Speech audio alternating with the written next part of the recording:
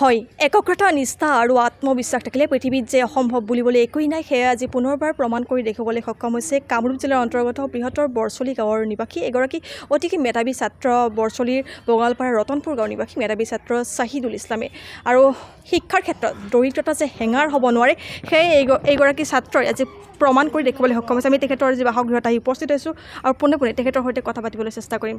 প্ৰথমতে তোমাক অভিনন্দন জনাইছোঁ আৰু ধন্যবাদ। অনুভৱ কেনেকুৱা এই মুহূৰ্তত? বহুত ভাল লাগি আছে মানে কালি ৰিজাল্টটো শুনিবলৈ পাই মোৰ 591 পাইছোঁ, টোটেল মই 591 পাইছোঁ। আৰু মই সকলোকে ধন্যবাদ জ্ঞাপন কৰিছোঁ মোৰ পিতা মা দেউতা খুৰা খুৰী সকলোৱে ঘৰৰ সকলোকে ধন্যবাদ জ্ঞাপন কৰিছোঁ। সিহঁতে অশেষ চেষ্টাৰ বলতে মই এইখিনি কৰিবলৈ সক্ষম হৈছোঁ। ইয়াৰ উপৰিও মোৰ প্ৰাথমিক শিক্ষাৰ যি চিদ্দিকালী জাতীয় বিদ্যালয় সিহঁতকো মই ধন্যবাদ জ্ঞাপন সেই স্কুলৰ টিচাৰবিলাকো ধন্যবাদ জ্ঞাপন কৰিছোঁ। ইয়াৰ উপৰি মোৰ কোচিং চেণ্টাৰ মই আজমল চুৱাৰ ফৰ্টিত কোচিং কৰিছোঁ, তাৰে শিক্ষক শিক্ষয়িত্ৰীক মই সকলোকে ধন্যবাদ জ্ঞাপন কৰিছোঁ। মই এজন সুচিকিৎসক হিচাপে সুচিকিৎসক হোৱাৰ সপোন দেখিছোঁ, যাতে আমাৰ এই পিছপৰা গাঁওখন সকলোৰে ভাল চিকিৎসা কৰিব পাৰোঁ পৰৱৰ্তী সময়ত, তাৰে সপোন আছে।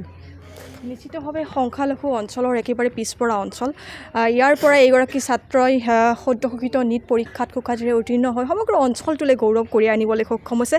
তেখেতৰ মাতৃ আছে, আমি কথা পাতিম। অনুভৱ কেনেকুৱা? হয়, অনুভৱ মোৰ ইমান কষ্ট কৰি ল'ৰা ছোৱালীক পঢ়াইছোঁ, ইমান কষ্ট মানে খেতি বাতি কৰিছোঁ, কেতিয়াবা সময়ত মই পইচাখিনিও দিব পৰা নাই, ইমান কষ্ট হৈছে। বেলেগৰ পৰাই ধাৰ কৰি উনিলে পইচাখিনি মই দিছোঁ এইটো সময়ত। আৰু মই যিটো আশা কৰিছিলোঁ সেইটো আশা ভগৱানে পূৰণ কৰিছে। আৰু আল্লাহৰ ওচৰত দোৱা কৰিছোঁ, নামাজো পঢ়িছোঁ, যাতে যিটো ডক্তৰ হোৱাৰ আশা সেইটো পূৰণ হৈছে। মনটো আনন্দ লাগিছে, ভালো লাগিছে। নিশ্চিতভাৱে পিতৃ মাতৃ উৎফুল্লিত হৈ পৰা পৰিলক্ষিত হৈছে। আমাৰ লগত তেখেতৰ এগৰাকী আত্মীয় লোক আছে, আমি তেওঁৰ লগতো কথা পাতিম। কি ক'ব? হয়, আমাৰ সৰু ভাইটি চাহিদুল ইছলাম, তেখেতৰ ৰিজাল্ট পাই আমি নিশ্চয় আনন্দিত হৈছোঁ।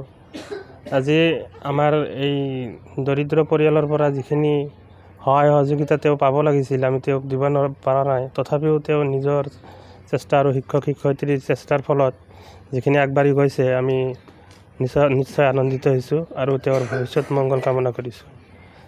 আৰু তেওঁৰ যিটো আশা আছে যে তেওঁ ভৱিষ্যতত যাতে এজন ভাল ডক্তৰ হয়, আমাৰ দেশৰ কাৰণে আমাৰ সমাজৰ কাৰণে কিবা কৰিব পাৰে।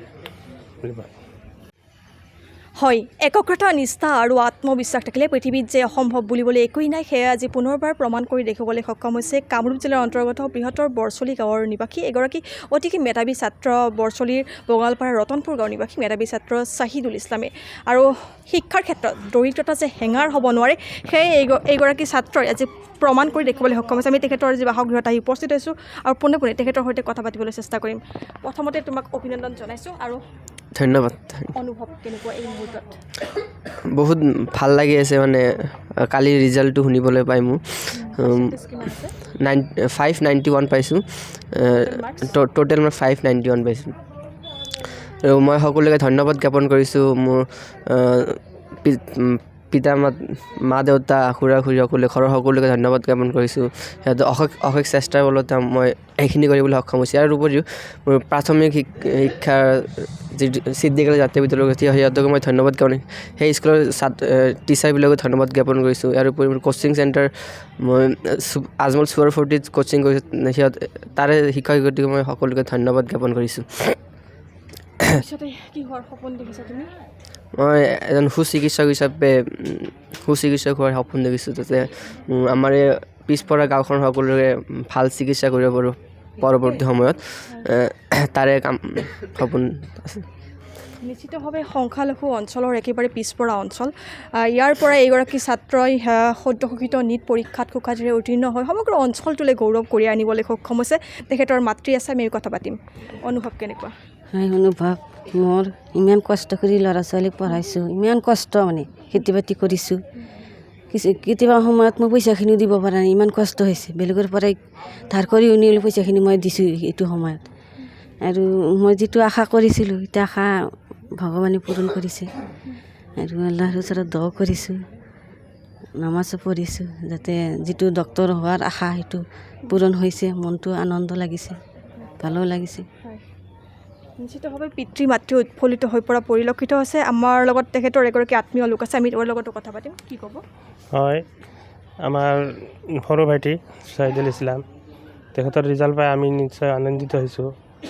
আজি আমাৰ এই দৰিদ্ৰ পৰিয়ালৰ পৰা যিখিনি সহায় সহযোগিতা তেওঁ পাব লাগিছিল, আমি তেওঁক দিব পৰা নাই। তথাপিও তেওঁ নিজৰ চেষ্টা আৰু শিক্ষক শিক্ষয়িত্ৰীৰ চেষ্টাৰ ফলত যিখিনি আগবাঢ়ি গৈছে, আমি নিশ্চয় আনন্দিত হৈছোঁ আৰু তেওঁৰ ভৱিষ্যত মংগল কামনা কৰিছোঁ।